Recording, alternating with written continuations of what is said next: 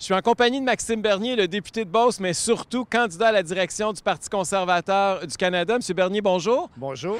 D'abord, je veux vous parler parce que je viens juste d'arriver du siège social de Bombardier. On est à un coin de rue du siège social de l'entreprise. Je suis allé porter une pétition au nom de 20 000 personnes qui ont signé cette pétition-là pour dire que ça n'a aucun sens de donner 48 d'augmentation de salaire à des hauts dirigeants alors que l'entreprise a reçu des milliards de la part des contribuables canadiens. C'est quoi la position de Maxime Bernier? Comment on éviterait une position, une situation comme celle-là si Maxime Bernier devient premier ministre du Canada?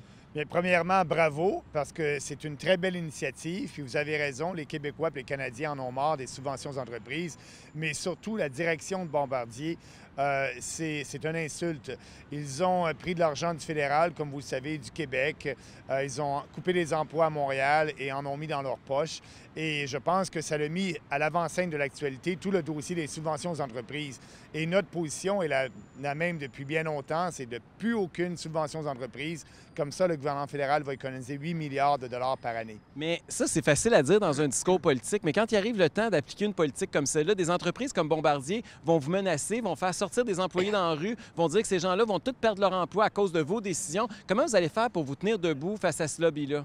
Bien, plus il va y avoir de la protestation si on est élu et premier ministre du Canada, mieux c'est. Ça veut dire qu'on exécute nos engagements. Oui, ces gens-là vont protester, mais on ne travaille pas pour plaire à une clientèle privilégiée ou à des groupes d'intérêt particuliers. C'est pour satisfaire l'ensemble des Canadiens.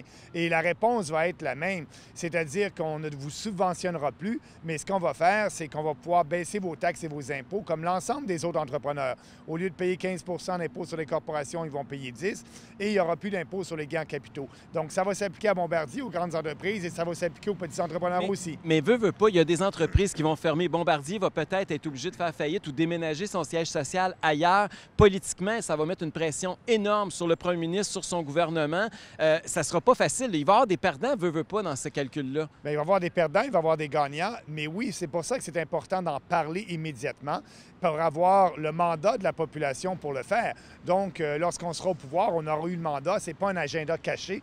Tout va être public et c'est fini les subventions aux entreprises. On économise 8 milliards et on diminue les taxes et les impôts de tous les entrepreneurs. Mais oui, vous avez raison de le dire. Ils vont certainement venir à Ottawa et dire « Ah, on va déménager ». Mais je ne crois pas ça. Il y a plusieurs petits entrepreneurs qui vont pouvoir créer plus d'emplois avec des taux d'imposition plus bas, avec pas d'impôts sur les gains en capitaux. On va être la seule juridiction en Amérique du Nord qui n'imposera pas ça. Ça va être bon pour Bombardier, ça va être bon pour GM, ça va être bon pour les petites entreprises aussi.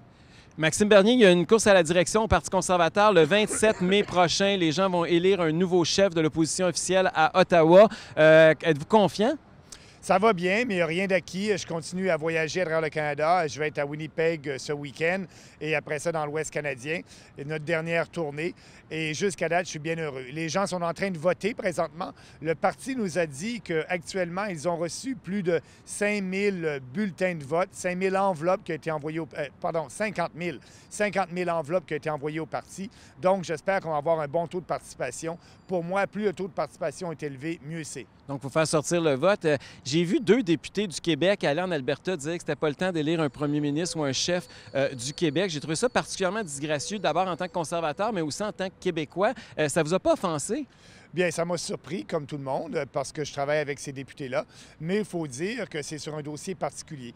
C'est sur l'abolition du cartel de la gestion de l'offre. Ils veulent que les producteurs laitiers, les producteurs d'œufs et les producteurs de poulet gardent leurs privilèges. Et moi, comme je suis le seul des candidats qui veut que l'ensemble des consommateurs payent la moitié moins cher pour ces produits-là. Eux, c'est sur un dossier en particulier. Et au lieu de faire campagne au Québec contre moi, bien, ils sont allés en Alberta. Mais je peux vous dire qu'ils n'ont pas été bien reçus en Alberta, puisque j'ai le plus d'appui à l'extérieur du Québec, c'est en Alberta. On a beaucoup d'appui parce que les gens aiment le discours qui est vraiment un discours conservateur. Mais c'est parce qu'après le 27 mai, le Parti conservateur va devoir recoller les pots cassés. Est-ce que ça va être possible? Parce qu'on voit que ça joue dur ces temps-ci.